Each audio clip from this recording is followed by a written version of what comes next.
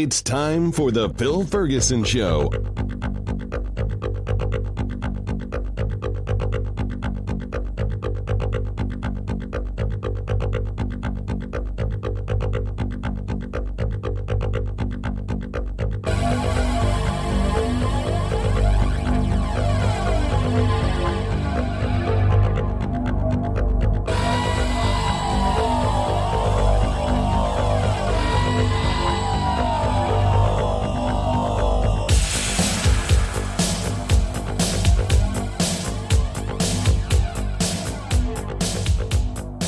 This is Phil Ferguson, and you are listening to the cleverly titled The Phil Ferguson Show. Welcome to the show. This is show number 231. I have a special request for anyone that is kind of an audiophile. If you just listen to this in your car or your headphones, a little Bluetooth earpiece or over your phone speaker and don't really care too much about sound quality, ignore the next minute or two because it doesn't really apply to you, so don't worry about it. What I'm looking for are people that are really sensitive to sound and sound quality.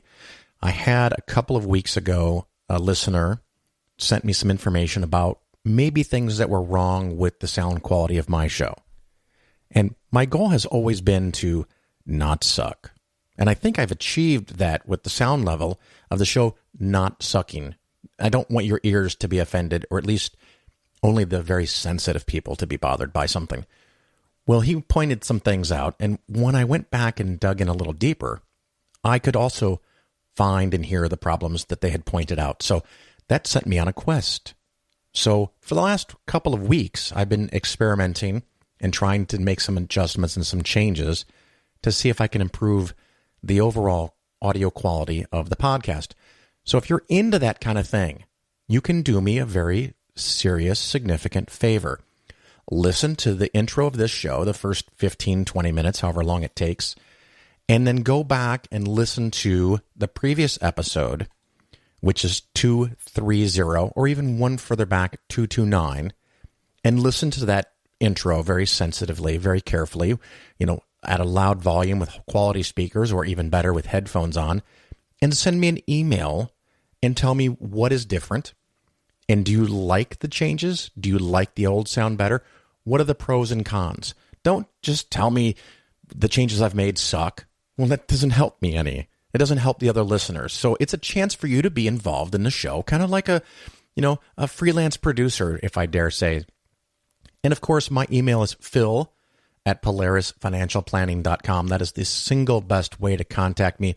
All other social media are difficult for me to follow. So phil@polarisfinancialplanning.com. Listen to this show carefully, 231, and go back and listen to the intro of 230 and or 229 and tell me what's different and do you like it. If you have skill in this area, please be specific. If it's just one sounds better than the other, that's fine. It's just not particularly useful. So that's something you can do for me if you're willing to spend that extra time. So if you're not into that kind of stuff, my apologies for wasting 2 minutes of your life. And we'll go on with our investing skeptically topic, which comes again from a listener. Last week, we talked about how the vast majority of the stock market performance and virtually 100% of the performance in excess of what you could get from U.S. T-bills, 30-day U.S. government bonds, comes from 4% of all publicly traded stocks in the United States of America. A very staggering thing. If you didn't hear it, go back and listen to that episode. But now MarketWatch has a report that starts off with this headline: "The shocking truth about stock market returns this century." All right.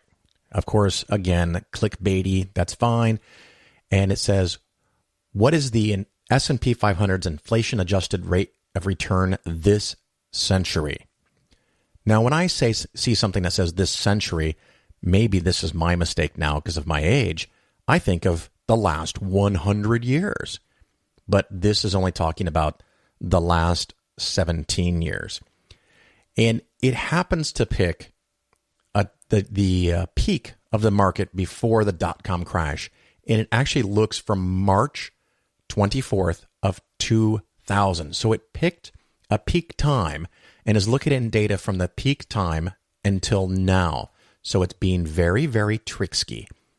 The thing that is difficult, you can pick data that starts from the bottom of a market decline or the top of a market peak, and you can get very, very, very different returns even by moving that date a few years. And sometimes when you're looking at 12-month historical data, as an example, someone will tell me a fund made this much in the last 12 months. And I go, well, what 12 months are those? Because you can have a month that goes down 5%, and you can have a month a year ago where the market went up 5%. And by shifting the data 1 month, you can change the returns of a fund simply by 10%, plus or minus. So if you're comparing it to something else that's a different date range, your fund could look incredibly good or incredibly bad. So you have to make sure you're looking at a very specific date range. And we're going to talk about in a minute, you have to make sure, are you including dividends, returns, especially for stocks, well, especially for bonds too, but all funds, are you including the money they paid to you? You don't have to, but if you're going to be consistent, you want to compare apples to apples. So the first thing I point out with this is that they are starting from the peak after the dot-com, craziness, bull market. And I want to make sure that you understand how much the market went up in the 5 years preceding the dot-com crash.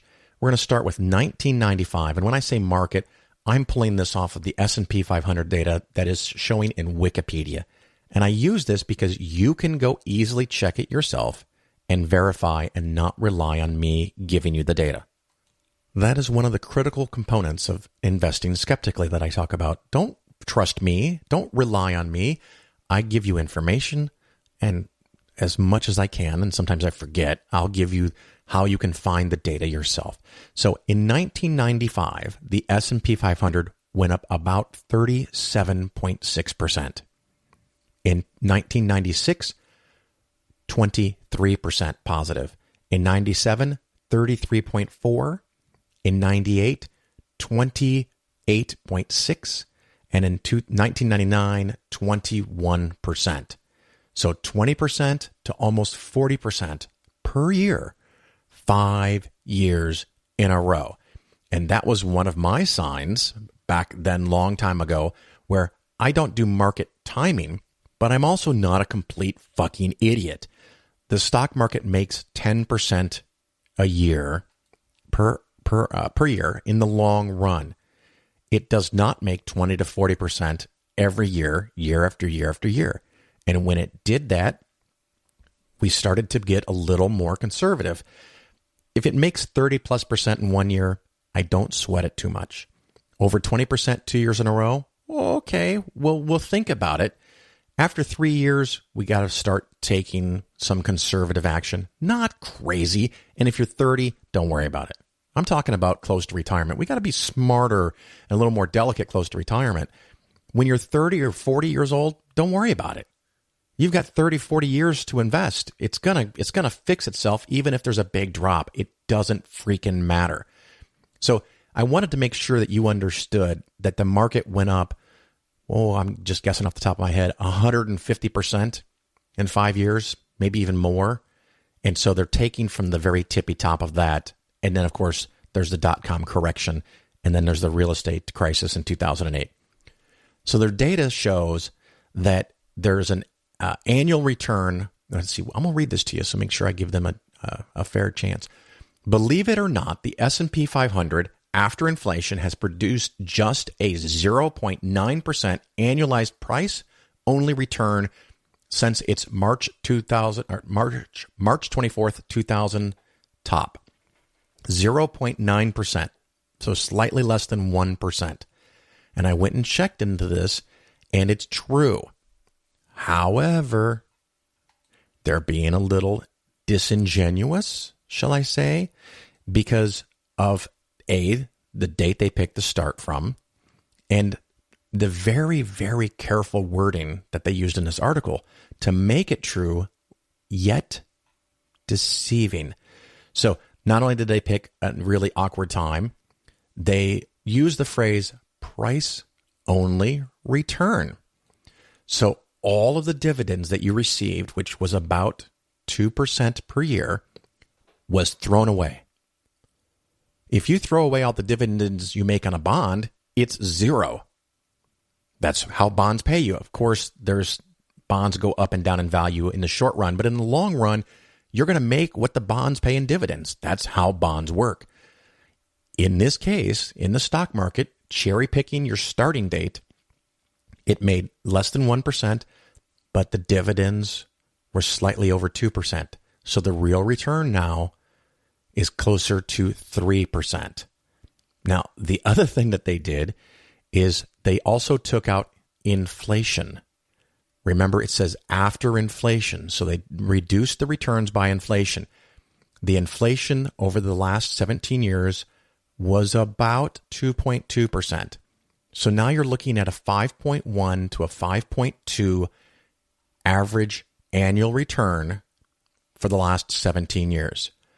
Now, is that amazing return? No, it's kind of a lame return. Of course, if you took into account that you made 150% in the 5 years before that, now the long-term returns are fantastic.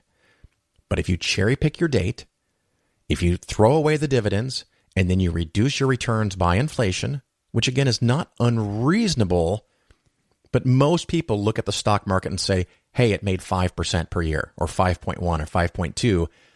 They found a way to be able to say 0.9% for drama, maybe because they have an agenda to promote. So you have to be very careful and know what you're looking at. So just for fun, what I figured, I would pick some different date ranges, and these are all ending around June 30th of 2017, or for the really long run stuff, 12/31 of 16, just because it was really easy for me to get the data. And again, some of this is available on the Wikipedia S&P 500 page. So they had 0.9%, which in reality was about 5.1, 5.2, depending on the dividends and inflation, but it's in that ballpark. And it's 17 years. If you look at a shorter time frame of 15 years, it's 6.7%. If you look at 20 years, which includes a couple of those big years, it's 7.68%. If you go back 25 years, the average return is 9.15. If you go all the way back to 1970, and I use that year because the Wikipedia page has the data all the way back to 1970, the average return since 1970 is 10.3%. If you go to a shorter time period where you don't have the big drop and then the return in 2009, the average has been 14.66%. What is the best number for you to use? Is it the 5-year? Is it the 17-year? Is it the 25-year? Is it since 1970? Who knows? But to find the single worst time period to pick and then write a story based on that and try to give advice on what you should do is at best disingenuous. So that's what I had wrong with that article. And the data since 1970 and the data for 100 years and the data for 200 years, which does get a little sketchy, I'll admit, that all shows long run that the stock market makes about 10. Now the question is, what will it do in the next 3 to 5 to 10 years? If you're 20 years from retirement, who cares? I don't care. And I'm less than 20 years from retirement. But when you get to around 12 years, 10 maybe, 10 to 12 years, you have to start thinking about covering your ass. You may want to retire at some point. And you definitely don't want to be in a situation, and I've seen this with other people, and maybe you've seen it with other people. If you're 25 or 30, you probably didn't see this because back in 2008, you weren't thinking about investing or saving. But if you're closer to retirement, you probably remember stories of people that were a year or two from retirement, and in 2008, their portfolio went down 37, 40, depending on how you want to look at it, or if they were in the wrong kind of stuff, 50%. And they suddenly realized they could not retire in a year or two like they'd planned. They have to wait a year or two for it to come back up. They have to add money. And with a little luck, 3, 4, 5 years, 6, 7 years, they're good to go. So they had to work an extra couple to maybe 5 years to become stable again. You don't want to do that. You want to have your cushion and you want to have it built so that at retirement, you have 10 to 12 years of cushion. And I've talked about it at length in other shows. And if you want me to cover it again, send me an email, phil@polarisfinancialplanning.com, or you can contact me individually and we can talk about it. But a couple of years before retirement, you pretty much want to be 100% there. But if you're 3 or 4 years out and you're 70, 80, 90% there, and the market takes a big drop, it may be inconvenient. It may make you cry when you open your statement, but you have the vast majority of the cushion already in place. Maybe you have to wait a year or two for the market to bounce back some. Maybe you don't because you've got the cushion. Maybe you can trim your spending a little bit and you can still retire on time. You start to have some more options. The reason you don't want to have too much in the cushion is because you might not be able to retire in a year or two, even if the market goes up or down, because so much of your money is in bonds making 3%. So it's a very sophisticated, delicate balancing act. You want to make as much as possible in the long run, but you need to cover yourself as much as possible in the short run. So in general, we want the cushion to be as big as necessary, but as small as possible. So anyway, that's some about the cushion, and that's some about this article and Market Watch. And let's see here. The title again was The Shocking Truth About Stock Returns in This Century. So we're going to take a little break, and we're going to come back and talk to Dr. Sian Proctor about some science and solar eclipse and some good fun stuff like that. So hopefully you'll hang around, and we'll be back after this little break.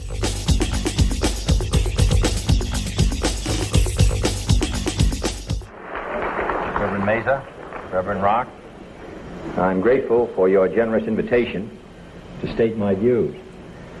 While the so-called religious issue is necessarily and properly the chief topic here tonight, I want to emphasize from the outset that I believe that we have far more critical issues in the 1960 campaign. The spread of communist influence until it now festers only 90 miles from the coast of Florida. The humiliating treatment of our president and vice president by those who no longer respect our power. The hungry children I saw in West Virginia. The old people who cannot pay their doctor's bills. The families forced to give up their farms. An America with too many slums, with too few schools, and too late to the moon and outer space. These are the real issues which should decide this campaign. And they are not religious issues. For war and hunger and ignorance and despair, no religious barrier. But because I am a Catholic, and no Catholic has ever been elected president, the real issues in this campaign have been obscured, perhaps deliberately, in some quarters less responsible than this. So it is apparently necessary for me to state once again, not what kind of church I believe in, for that should be important only to me, but what kind of America I believe in.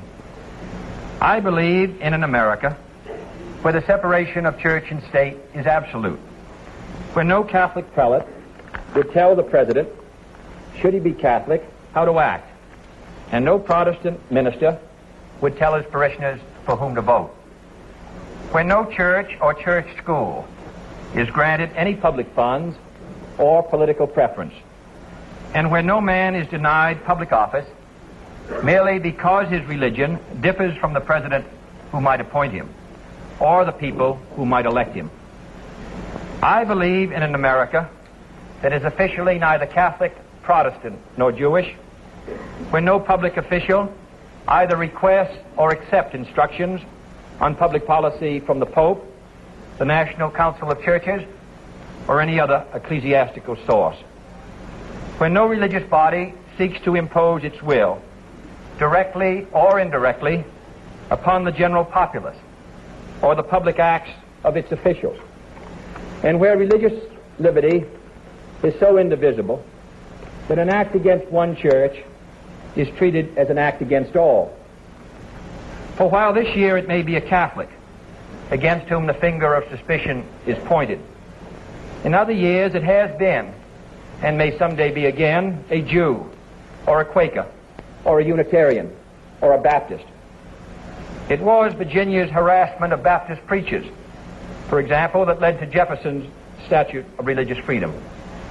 Today I may be the victim, but tomorrow it may be you, until the whole fabric of our harmonious society is ripped apart at a time of great national peril. Finally, I believe in an America where religious intolerance will someday end, where all men and all churches are treated as equals, where every man has the same right to attend or not to attend the church of his choice, where there is no Catholic vote, no anti-Catholic vote, no block voting of any kind, and where Catholics, Protestants, and Jews, at both the lay and the pastoral levels, will refrain from those attitudes of disdain and division which have so often marred their works in the past, and promote instead the American ideal of brotherhood. That is the kind of America in which I believe.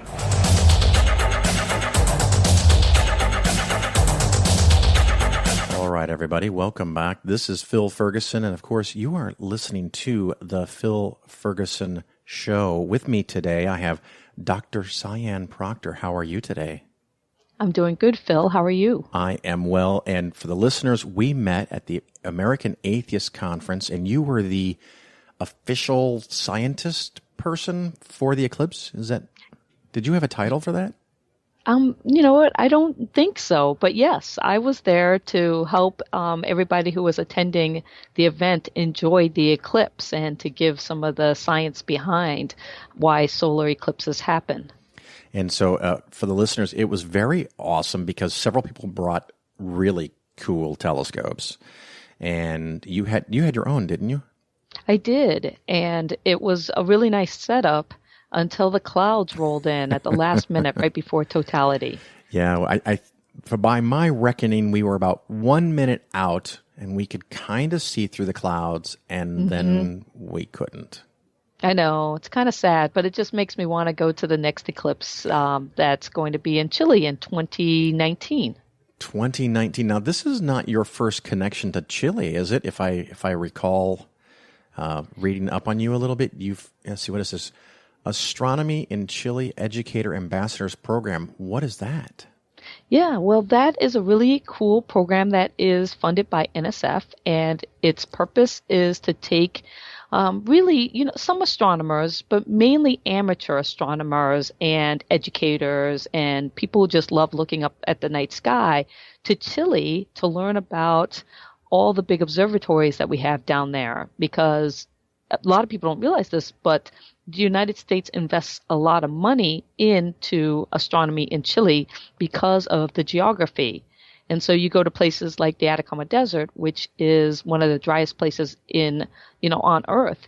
And it's great for astronomy because water vapor in the atmosphere distorts, kind of what the telescopes can see. Well, I actually happen to know because I don't know if you and I talked about this. My original intended degree when I went to college was astronomy. Really? Yeah. So I'm an astrophile. Would that be? I don't know. I've been a huge fan of astronomy, and I read all the books, and I knew the number of moons per planet until it became impossible to know such a thing, like with Saturn. Exactly. But, I had those memorized, and I had which ones had the biggest, and I could rank them in order, and I knew the orbital distances and all that weird stuff. And finally I got to high school, and I had an astronomy class in my high school, and this will probably blow your mind. My high school was so well off, they had their own planetarium. Wow, that's amazing and impressive. And for a good year, I was the planetarium assistant. And you didn't end up an astronomer. No, it's funny because I got to work on actual Zeiss equipment. It wasn't like a cheap knockoff. It was the $250,000 machine, with the mercury switches and the lenses and the programming and projectors all around the room. I mean, this was grade A planetarium. And I got to work in that as a student for a year. And when I went to go to college, I actually went to the University of Illinois, and I met some of the professors in astronomy, and one of them suggested that I don't get an astronomy degree, but I get a physics degree, because everyone in astronomy uses physics all the time anyway. And if I decide to do anything else, the astronomy degree would be possibly limiting, where the physics degree is more general. Yes, that is advice that a lot of students get. And I thought, well, that makes perfect sense. So I signed up for physics. And after a year and a half of physics, which physics at the University of Illinois is the flunk-out program for engineers. Oh. And so it was intentionally designed to break your spirit. So if you weren't really into engineering, if you weren't really smart, and I was one of those people that I did not qualify because of my failure to actually study in high school. I couldn't get high enough grades to get into the engineering program, but I was still, my core was taking the classes that weeded out people who got into programs that I couldn't get into. You know, that's actually kind of sad. That philosophy of weeding out versus inspiring. Yeah, and so the physics program at the University of Illinois, and I've been told it's still that way, they had a philosophy that no one should ever get 100 on a test, because as soon as someone gets 100, you cannot accurately test the difference between the person that got 100 and the person that got 94. Well, I think that philosophy is not a good one in education. Yeah, I think that we should be inclusive and inspiring and trying to get people to, dream big. I had one of those tests that you would sit there for an hour and a half. And this is just a midterm. It's not the final for the class. You sit there for an hour and a half and you take this test, and people would walk out in tears. Oh, that's just so sad. Because you would know, I mean, if you're a serious student, you kind of have a feel. I thought I knew 60, 70% of that stuff, and I did terrible. I thought I knew 70, 80, 90%, or I thought I think I knew almost everything in there. I'm in the mid 90s. And sometimes you're wrong, but you kind of have a sense for how you did on the test. Well, you take a test and you know for a fact that half of the material you didn't know, you didn't understand, and you were wrong, and you walk out of that class, and you find out later that your 48 score was a B+. That's terrible. Because it's that hard of a curve, but it would just, people would be leaving those tests in tears. And after a year and a half of that, I said, I can't do that anymore. And so I went to undeclared, and then I ended up limping over the finish line with what, I'm going to insult some people that have psychology degrees. I went to psychology because it was kind of sciencey.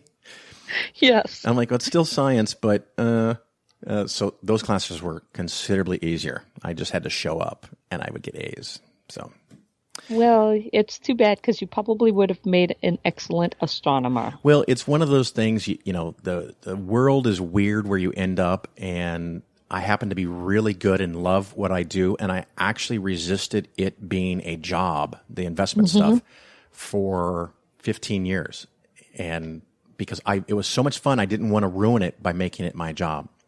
Well, I think that's one of the big misconceptions that, a lot of kids have coming into college or the university, is that they need to have it figured out. And if you ask most people how they ended up in the job they are doing now, is nothing what they planned for when they were 20 years old.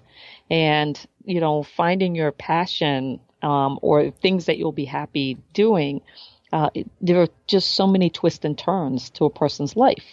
And that's one of the things that I find fascinating when I talk to students and try to inspire them to, pursue a career in STEM, and just giving themselves options that, and flexibility to change and say, hey, take these classes, and if you don't like it, change your major. That's right. There's nothing wrong with that.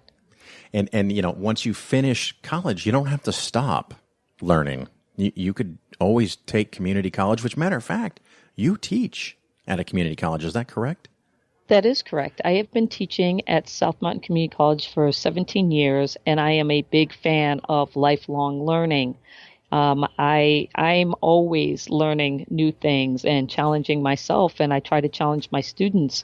And the best part about being at the community college is that I get students of all ages. So I have, kids that are under 18, and then I have people who are in their 50s and 60s taking the same exact class. And it's fun, it's challenging, and hopefully they leave inspired and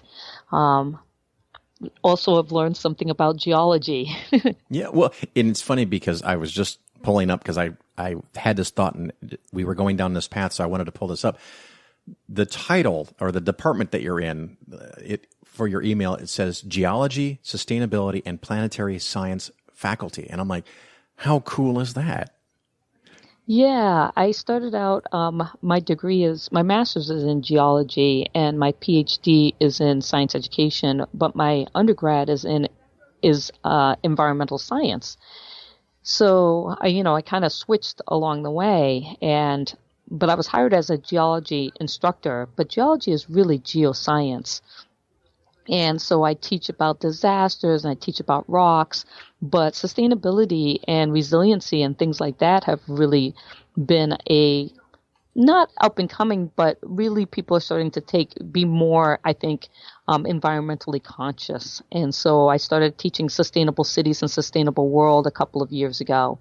And just recently I started teaching intro to planetary science to bring in my love of space exploration. Right. Now, I'll bounce all over the place, so forgive me if we're not doing something you want to talk about. But I've noticed lately there seems to be more and more people promoting the flat Earth idea. Are you getting that sense as well, or are you luckily out of that? No, it's funny because I think that I'm shielded more from that because the people that I deal with are the students who are taking my science classes. They're not coming in with those kinds of beliefs. They are typically students or citizens that want to know more about the earth and how they can be better stewards of it. Yeah, and I'm sure it's still quite fringe, but I've been having people send me more videos than they usually would get, and I've met actually in the last couple of years 3 or 4 people in person who claim to me, I can only assume that what they're telling me is true. I can't really read their minds, that they actually genuinely believe that the earth is flat, and they start making these arguments to prove it. And it's comical, but they don't think so. Yes, I have not met one yet, but, I'll have to say that what we believe and what is true are not necessarily the same things. And yes. I think that's one of the big disconnects that are happening today is that people will say, well, I believe this, so it must be true. And you're like, no, actually, that's not. And I think that that's the category that, flat earth people are falling into. Right. So you teach sometimes probably different classes, different years, and it's called South Mountain Community College, and it's in Phoenix, right? It's in Phoenix, yes. I just said it that way. That'd be fun. Yes. It was in a FedEx commercial once, and I thought it was hysterical. It's the Southwest. I love it. I went to Arizona State University for my master's and PhD, which is right up the road from where I teach now, and I really enjoy being a geology instructor, or I should say geoscientist, and inspiring my students to, learn about the earth and to care about it. Now, it's almost October. What's the high in your area today? Actually, I'm glad you mentioned that because our weather now is fantastic. Our high today is going to be in the 80s, like 89 degrees. And so we are all very happy that we're no longer in the, triple digits. Well, we've had a 7 to 9 day heat wave here in Chicago, and today it is 92. So you're hotter than us. Chicagoland is hotter than you, and I can assure you a much higher humidity. Oh, yeah, definitely. So we are all hunkered down now. In 2 days, the high will be 75, and it will probably be begging for it to stay there as long as possible because we know what's coming in a couple of months. Oh, I know. So we're going into our perfect weather season, and that's, pretty much why we live here. Well, and then being a teacher, I get to leave every summer, and that's how I do these things like going to Chile the last couple of years, and I've done a NOAA Teacher at Sea and a polar trek, and all kinds of fun adventures every summer. Yeah, that is fantastic. I've always known that Chile has a lot of telescopes because of the atmospherics. How relevant are terrestrial telescopes compared to space telescopes now? Are they just falling behind, or is it still important?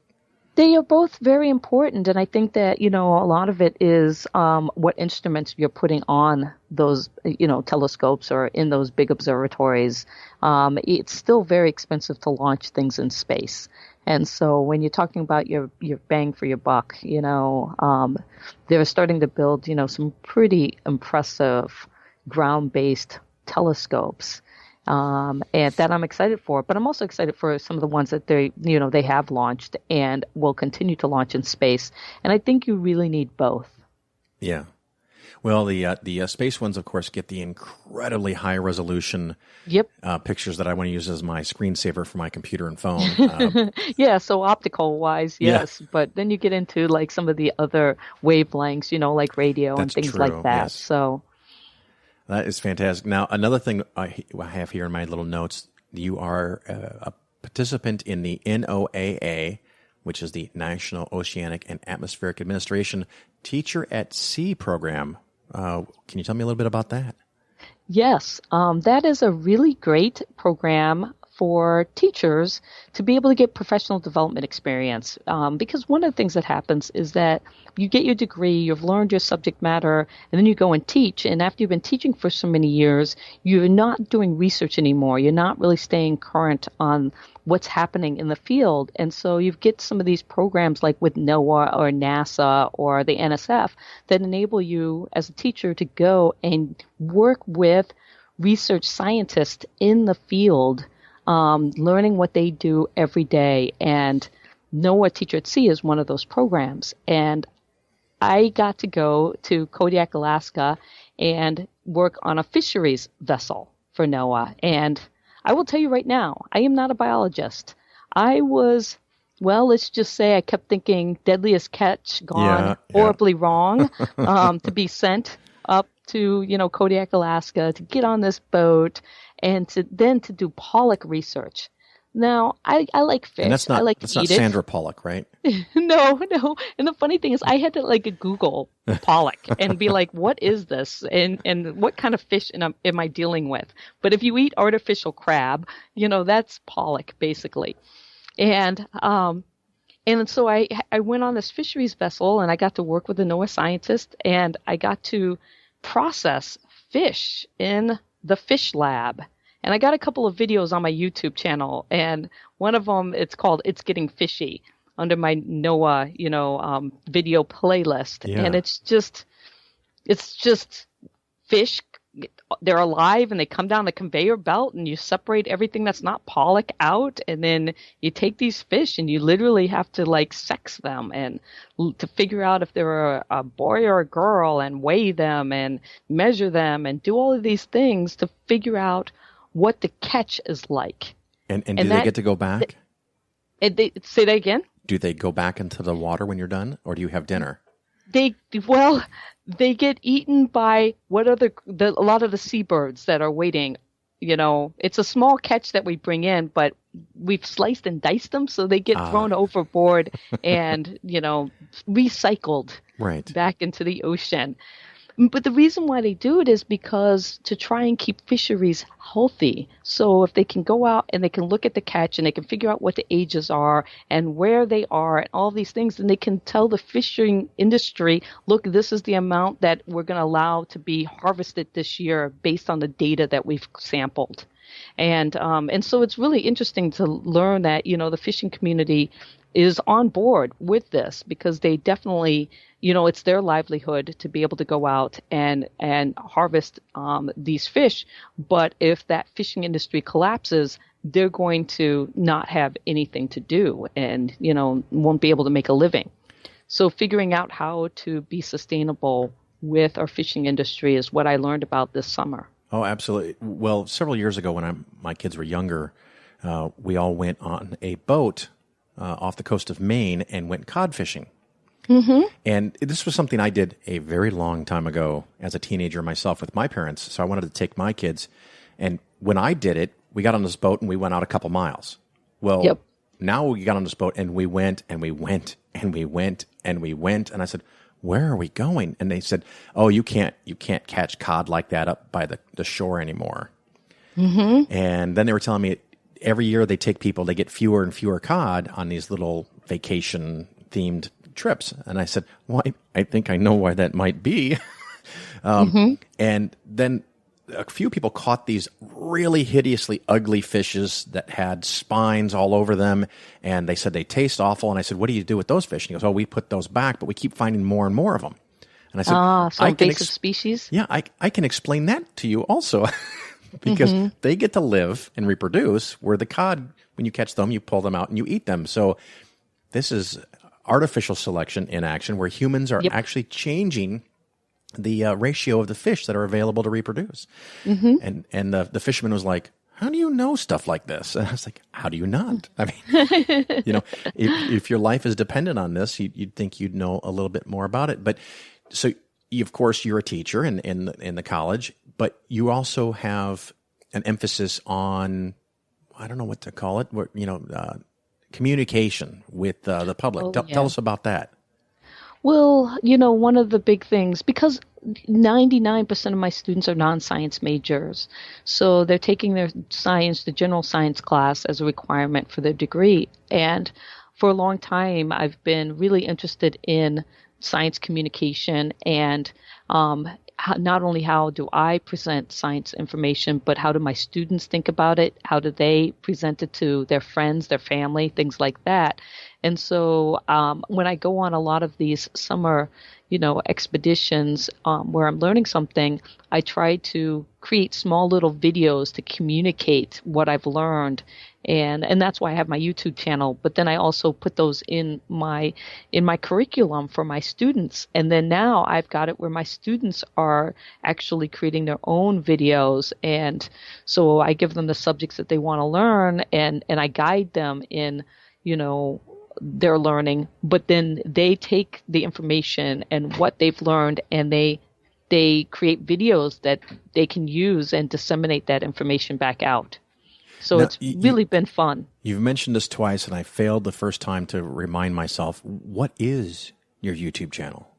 Oh, it's just Sian Proctor. Okay, so, and Sian is S-I-A-N. Yep, and Proctor. And so it's just your first name and last name shoved together at YouTube. At YouTube, yep. Or something like that. I mean, if you Google YouTube and Sian Proctor, I'm sure it's going to be the first hit. Yeah, my name's not that common. Yeah. So luckily, if you Google me, I'm like the first, I think, 20 pages of Google. Well, I know that Phil and Ferguson, and even Phil Ferguson together, is pretty common. There's like football players and real estate agents and all these other things come up. So I get to hide in anonymity. Yeah. Mm-hmm. Well, I made a conscious decision. I did a reality TV show about, I guess it's 7 years now. And a lot of people were concerned. They're like, oh, you're going to be doing a reality TV show. All kinds of things can go wrong. And I said, The Colony? It is. It's The Colony. And I was like, you know what? Well, okay, I will just flood the internet with my own, presence. And if it goes wrong, at least then people will get this other side that I've kind of put out there of me. And so I haven't been, shy when it comes to social media and having a YouTube channel and all those things because, I like to promote STEM, and that's science, technology, engineering, and mathematics, and science communication. Now, Wikipedia's article on you said that The Colony was an educational TV show. What are your thoughts on that? Well, technically, it's a post-apocalyptic build show. So, yes, it is educational in a sense that we built some really cool things. Yeah. I highly suggest people Google my Sian Proctor's solar oven, The Colony, or even on YouTube, solar oven, The Colony. And I think I have it on my YouTube page. But I created a solar oven, and it was great. I used a the lens of a plasma TV, the front lens, it's a lenticular lens. And so you can take that and you can basically, it's a big magnifying glass, and you can capture so much square feet of solar radiation and condense it down into a smaller area and use that to heat up food. So that's the kind of educational stuff that the colony had. That sounds like it has more science than Big Brother. It does, just a little bit. But there was that Big Brother approach, too. Yeah. You know, we didn't have contests, but we had marauders coming in and stealing our food and pepper spray and, you know, eating strange things. I was just going to ask if you had to eat any bugs. Yeah, there's a couple. You know, you can Google, you know, the colony cockroach, where we munched on a couple of cockroaches, and you know, we had alligator and we had skunk, but I didn't eat any of the skunk. And I remember the producer afterwards coming and saying, you know, why didn't you want to eat the skunk? And I'm like, well, I wasn't hungry enough. And I realized that basically when you're in a situation where you have limited food, what you eat on the food chain is directly proportional to how hungry you are. And so, you know, your food chain list gets lower and lower as you get hungrier and hungrier. Well, the phrase I came up with many, many years ago when my son was like 2 is hunger is a powerful motivator. It is. It is. It's amazing what we'll eat when we are really, really hungry. Well, we learned this thing, and you know, like most parents, we had no idea. Do you have any kids? No, I don't. So you missed out on some of this fun stuff, but we had no idea what we were doing, like a lot of people. And our son would play with the food for so long that, you know, lunch would roll into dinner. You know, we'd be talking an hour and a half, 2 hours for these meals. And someone gave us this idea, and we put on a little kitchen timer. You know, you set it for 15 minutes and it goes tick, tick, tick, tick, tick, tick, tick for 15 minutes. And we explained to our son, I don't know if it was 2 or 3 or maybe 4 or something, but we said, when this goes ding, your food gets thrown away. And we warned him about it. We explained it to him. He understood it best we could figure. And when the 15 minutes were up, no matter what food was on the plate, it went into the garbage can and we walked out of the room. And the first time that happened, he was like in shock, but he wasn't particularly hungry, so he didn't care. And so, of course, a couple hours later, he wants food in between meals. And we're like, nope, sorry, you got to wait for dinner now. And so when dinner comes, he plays and he eats a little bit. He plays 15 minutes, you throw it away. And now he's like, wait a minute, I'm still kind of hungry. And you just threw my food away. Now what do I do? I go, well, we'll try this again at breakfast. And then he lost his shit. And, you know, went to bed hungry, classic story. And when we got to the morning and you put food in front of him, he just snarfed it down. I mean, he was eating too fast. And you just in like 3 minutes, he's eaten it all because now food is scarce. It's not just laying around constantly.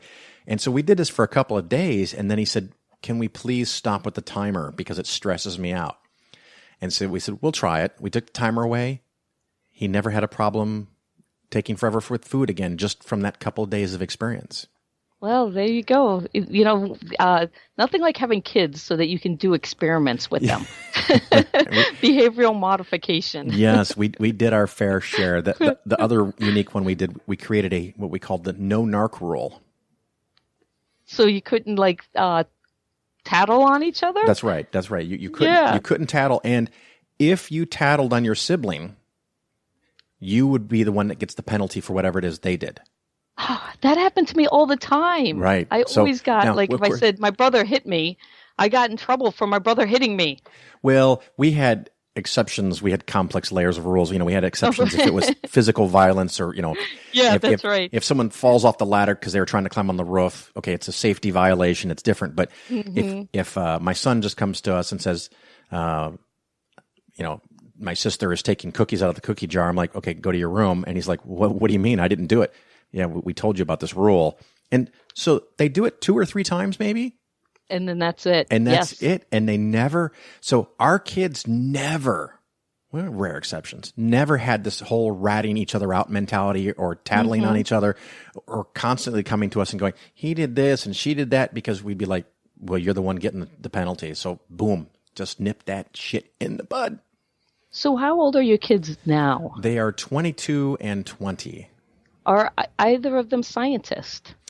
No. my son went to college and it turned out it wasn't for him. He has some of the same issues that I do. Actually, both of my kids do. I'll talk about me here is that I sit in a class and I get bored out of my freaking mind. I just can't do it. If I had to go to sea, I guess you were there for 3 weeks, or well, we had engine trouble, so 2 weeks. Yeah, or doing this colony thing where it's something where it's interactive and I'm there and I'm living it. I would totally get into that. But just sitting for an hour, having someone stand up front and write on a chalkboard. Now, there's always exceptions. There's some teachers that are good, but some of them are just so. I had a psychology professor that he got up at the beginning of the semester and said, a lot of students don't ask questions. And I want you to ask questions. I want you to interrupt me in the middle of the lecture. If you don't understand, because there's 200 of you in here, if you don't understand it, I guarantee you 20 or 30 other students don't understand it. You're not only doing yourself a favor, you're doing a favor for the other students in the class. I want you to ask questions. I really want this to happen, and a lot of classes don't do this, and he goes on this whole monologue. And you're thinking, hey, this is great. This guy wants active participation. We're going to love this class. And 10 or 15 minutes into his first lecture, someone raises their hand and asks a question. And he's like, what are you, stupid? I just went over that. I cannot believe that I just went over this and you don't understand this and blah, blah, blah, and berated this poor student for like 3 minutes. Well, guess what happened after that? What? No one ever asked a question. All semester long, he's going, why don't you guys ask questions? Why don't you guys ask questions? Yeah. Like, well, you can berate us as a group. We prefer that over being individually berated if we dare to ask a question. So he didn't know that he was doing it, apparently. But well, I'm going to change your perspective here, okay? Because I said, when I asked if they were scientists, my big thing now with my students, and when I go and give kind of inspirational talks to kids, is that everybody is a scientist. I knew, and because everybody I know you. is in to STEM. I knew you were going to do that, and I agree 100%. So walk me through this. How do you handle that with students who aren't in science majors? Well, basically, we talk about what majors they are and how they use STEM every day. For instance, you do finance. So math, you've got to know numbers. You've got to be able to interact with numbers. You've got to be able to do trends and interpret data. I mean, these are the things that scientists do. And so even with your kids and those little experiments with learning and setting up things for them, that's what scientists do. They say, I've been observing that you're not eating properly. So this is how we're going to set up an experiment. We're going to put a timer and, see how you do. When you cook, cooking, creativity, all of that stuff. That's all science and STEM. Using technology, doing this podcast, figuring out how, audio technical difficulties and stuff. When you're solving problems, you're basically a scientist. When you're observing something's wrong, and then doing something about that, or trying to figure out what's wrong or how to fix it, you're doing science. Well, one of the things I love are conferences. Are you willing and able to go and give more talks at more conferences? Oh, yes. I love presenting at conferences. Because occasionally I get people that are organizing or involved with a conference. How can they reach you to have you? I have an e-speaker page, Sian Proctor, at eSpeakers.com. I don't even know of this thing. How do I know? This sounds so cool. You'll need to just Google eSpeakers, all one word, and then you can either search for Sian Proctor, but I'm listed, I think I come in as one of the top few people under adventurers because I like to do adventures. I like the sound of that. I will have to. What you should do is with one of the national organizations, American Atheists or some other, see if they can book some kind of adventure that you can be in charge of and take us somewhere like Easter Island or. I would love that. I've been to Easter Island. Oh, you're gonna make me cry. Or the Galapagos. You've probably been there too, right? I haven't been to the Galapagos yet. Well, that's perfect. So now you can find a way to get your trip paid for. I like the way you're talking, Phil. Yeah. I've been to 45 countries. I love to travel. It's one of my, top things to do. As a geoscientist, everywhere in the world is amazing and interesting. And so you're talking my language. There you go. So if you don't mind, I want to do a little, maybe a major topic switch, something we mentioned casually in pre-show. I don't know if this is going to go well or not. I think we'll have fun with it. big news this weekend. President Trump, okay, that was hard to say, went on a rant about people who are taking a knee, which is, one or two people, that certain type of people, and he called them names, and the response has been pretty dramatic. What do you think about this? Is this free speech? Is it free speech run amok? Or are we just wasting time and we should be talking about something else? Well, I will start with saying I don't watch football. Yeah, I'm not a sports puck person. Yeah, I grew up in a football family, but by the time when I became an adult, I just didn't care as much about football. If you're going to pick a sport, I'm a hockey player. I play hockey every week, but that's a different story. Wait, Phoenix, Arizona, and you play hockey? Yes, I play in a women's league every Tuesday night, and I learned to play ice hockey out in Phoenix when I came to graduate school, and I played for the ASU women's club team for a couple of years, and I actually was a captain of the team for a couple of years, and then, now, basically 20 years later, I just play in a women's league. And I love it. Hockey is a great sport. I'm still wrapping my head around ice rink in Phoenix. I know, right? We have the Phoenix Coyotes too, Yeah. But I found it really interesting because so many of my friends who are football fans were so upset about what was happening. And I kind of was like, wait, what? Huh?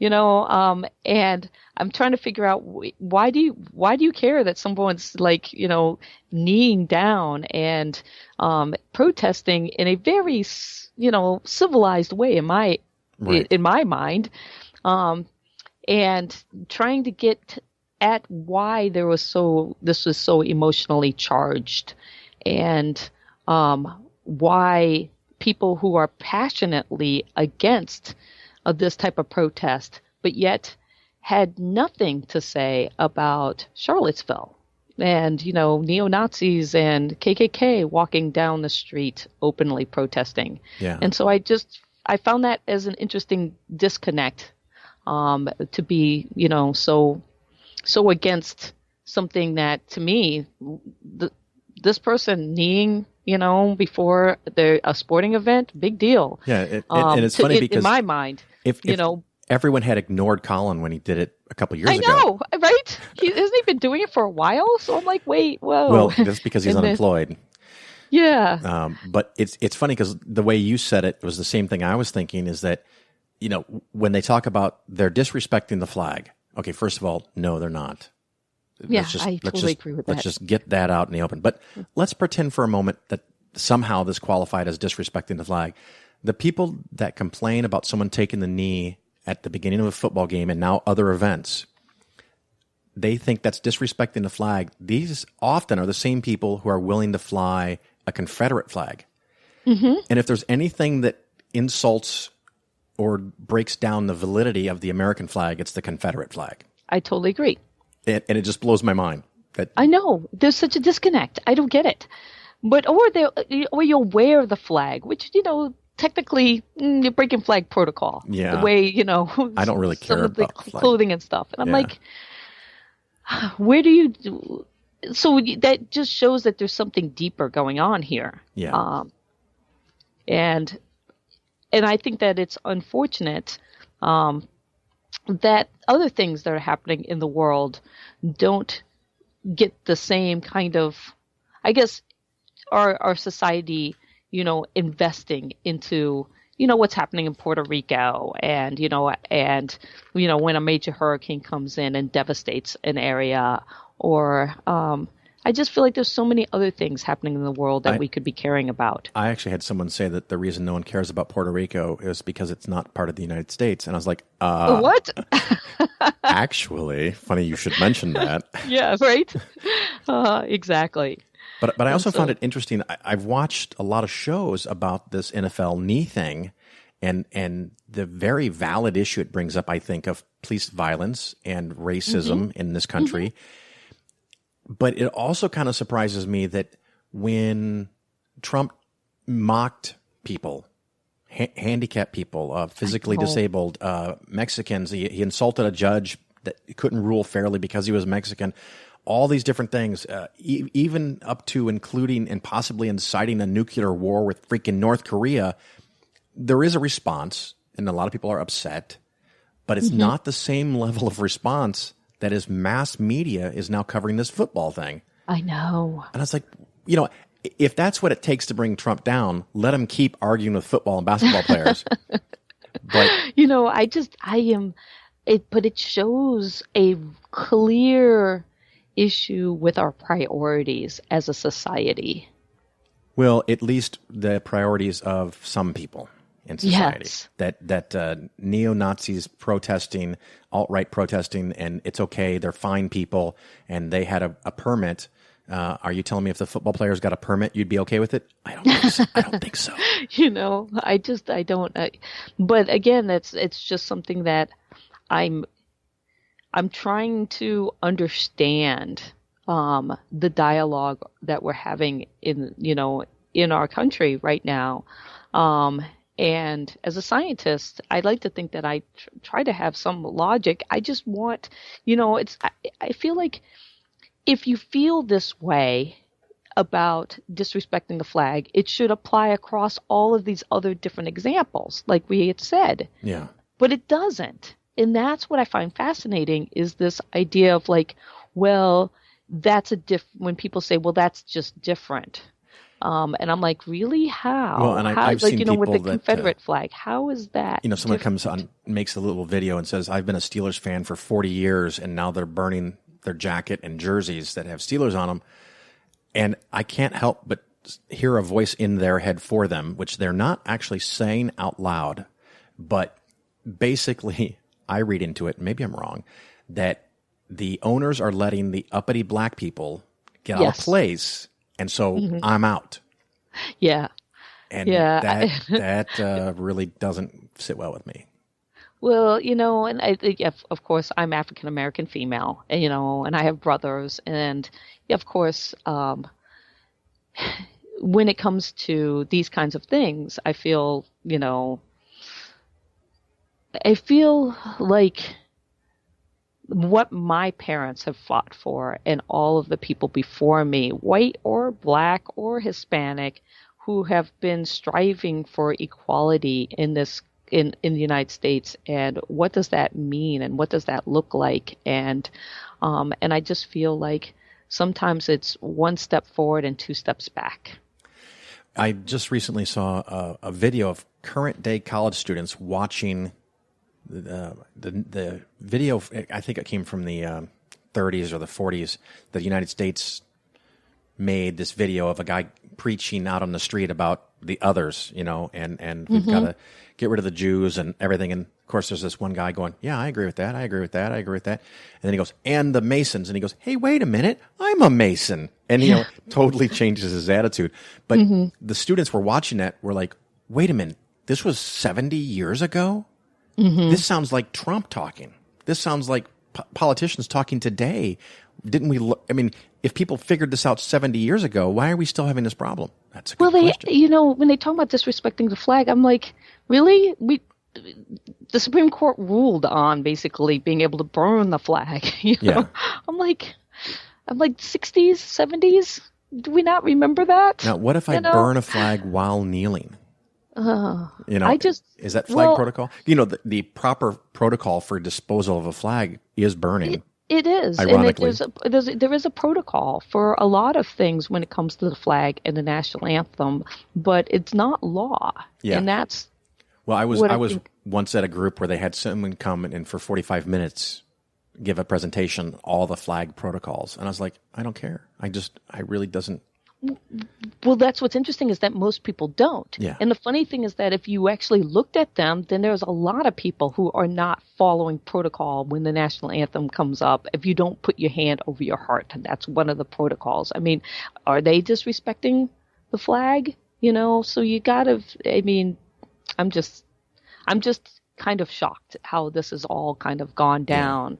Yeah. And again, because I don't follow football, I'm just more in the, wow, this is really an issue category. Yeah. And it's interesting because Colin I don't know how to say his last name, but the guy who first took a knee on his own ended up losing his job and can't get a job because the industry was afraid that he would cost them money if they brought him on board, even though allegedly, I also don't know football, he's a pretty good quarterback. But suddenly it changes when you upset virtually all the players, especially all the black players, and they sit and they take a knee in mass. Now the owners are coming out and going, whoa, Trump, shut the fuck up, right? Right. What do you want us to fire them all? Yeah, because if I fire everybody, I go broke, and I know, right? Me as the owner going broke is worse than all these guys getting discriminated against, and so now I'm on their side. I don't know. I have never. I mean, maybe just because I don't have the background in this, but I have never. Is that to have a president weigh in and basically kind of want to boycott or get people fired from the NFL is pretty unusual. Well, and it's funny say. because you and I talked about this, and I do this with almost every guest, and I don't know that I generally talk about it on the show, but for the listeners, I always tell all the guests they're not allowed to punch down. They're not allowed to use this platform, and I don't want them to use their platform, and I try to avoid it. Picking on someone that is not here to speak for themselves, especially if someone is a lower level of power or influence in the media.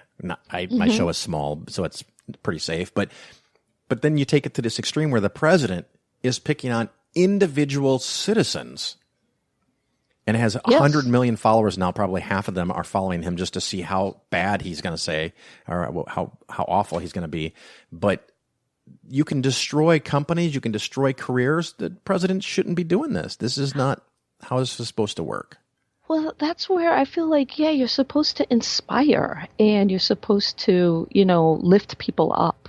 And I think, when I was talking to my friends about, this whole controversy with the NFL, and I said, look, I don't even, from now on, I don't want to talk about that. Let's talk about what we can do in our community to, build community or bring us together. Because I feel like this is something that people like to point at something that's happening over there. That's, look at what they're doing over there because it's wrong or it's right. But they don't take time to think about what's happening right in front of them in their own community and their own neighbors and or with their own friends. And I'm like, whoa, take a beat. What's happening over there? Why don't you take a moment and do something good here, in your community or with your friends or, let's take that and all that passion and energy that you have and turn it into something good. I like it, and I think that's a wonderful place for us to wrap up. Give us your contact information one more time, the YouTube, Twitter, whatever you've got. So I'm basically Sian Proctor, and you can basically Google me, but I have a YouTube channel, and where I like to post, educational videos. I've got my Polar Trek playlist. I have my NOAA Teacher at Sea playlist. I have educational videos playlist. Also, I was on The Colony, which was Discovery Channel back in 2010. But the more recent one is I did an episode of Genius by Stephen Hawking. I'm in episode 2, Are We Alone, which is the search for extraterrestrials that came out just a couple of years ago.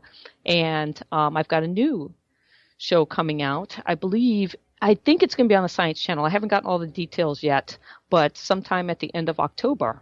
And so where it gets into these mysteries that have been caught on TV. Nice. By closed caption kind of closed circuit television stuff. Excellent. Well, Dr. Proctor, thank you so much for being on the Phil Ferguson Show. It was great to have you. It was great to talk to you, Phil, and hopefully if I have another adventure, I can come on and tell you all about it. I look forward to it. Thanks again. Okay, bye.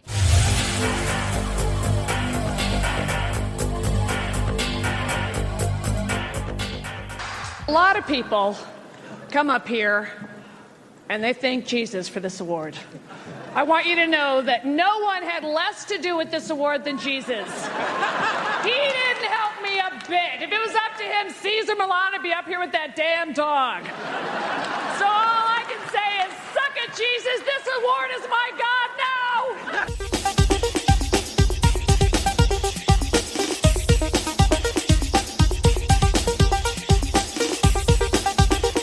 You're listening to The Bill Ferguson Show. Of course, a big thank you to everyone who continues to listen to the show and recommends the show to friends and family, coworkers, things like that. I really, really do appreciate it. Something that is even more amazing is the generosity of the listeners to this show. And I'm delighted that I can set a little bit of an example and donate from time to time to different organizations and charities. If you listen to the show regularly, just a few days ago, I had a special episode about Puerto Rico. And I just received a message from David Tamayo, who was on, and I'm just going to read it to you here real quick. Wanted to thank you for the show. It generated several donations, but one of them was a very notable one for $5,000. Thank you very much. My pleasure, my honor.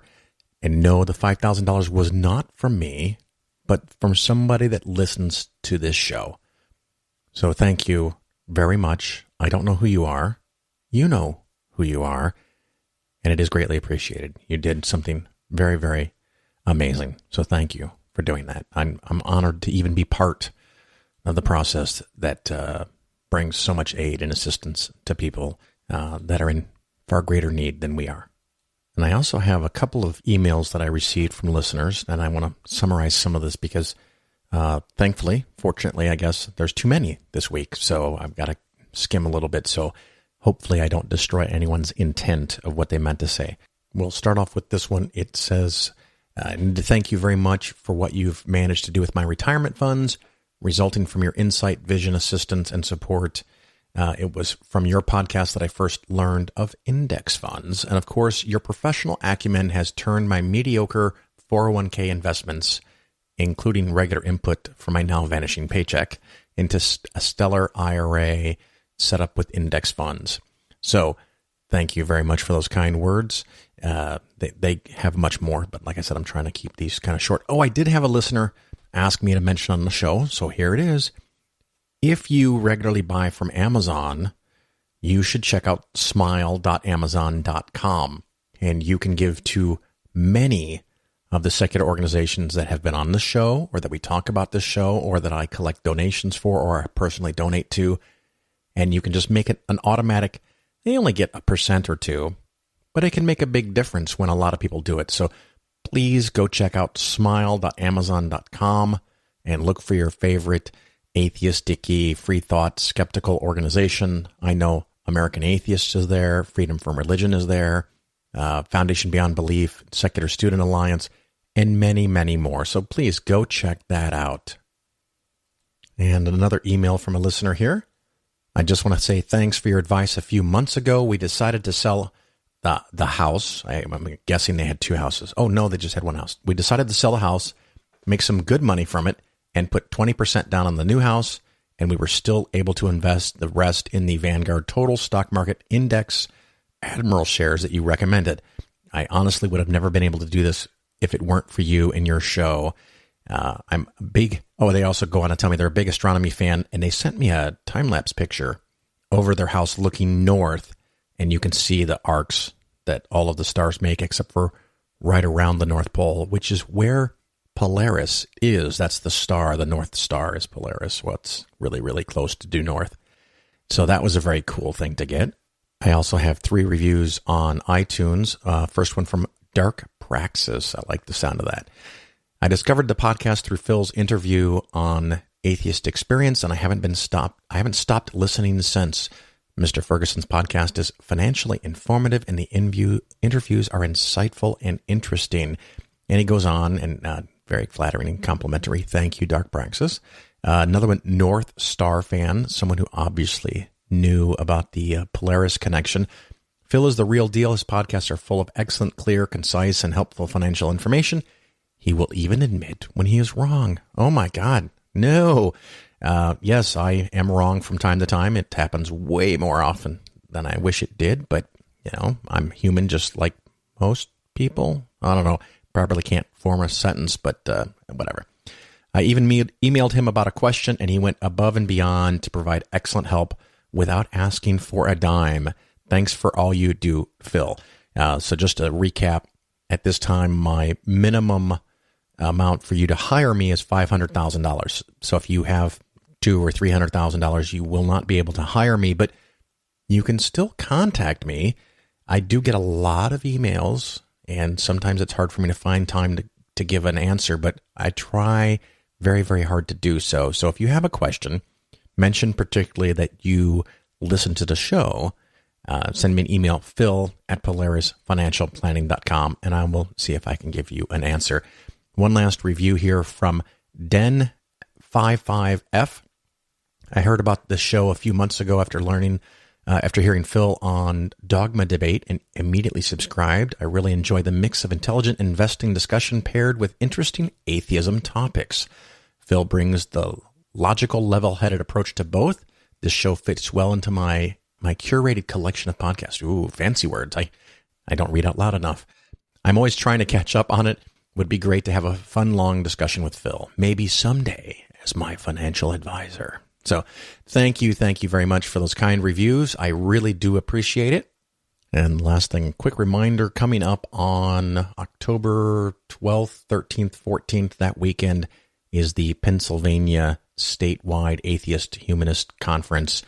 I will be there just as a guest, just having a great time. I look forward to seeing you there. And let me double check here. A couple weeks after that, in the very end of October, just the very end of October, sorry. The 27th and 28th of 2017 is CSICon in Las Vegas, the Center for Inquiry. So please, if you're going to one of those conferences in either Pennsylvania, which is Philadelphia, or Las Vegas, I will be there, and hopefully I can see you and say hello. Until then, ciao.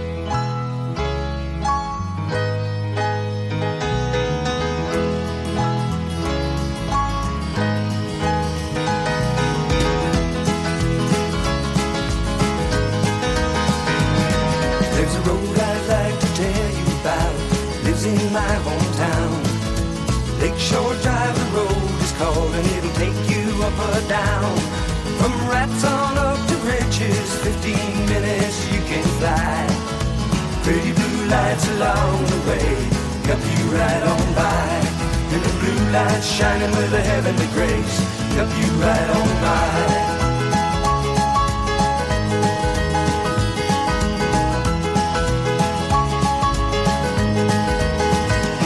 And there ain't no road just like it anywhere I found. We're running south on Lakeshore Drive.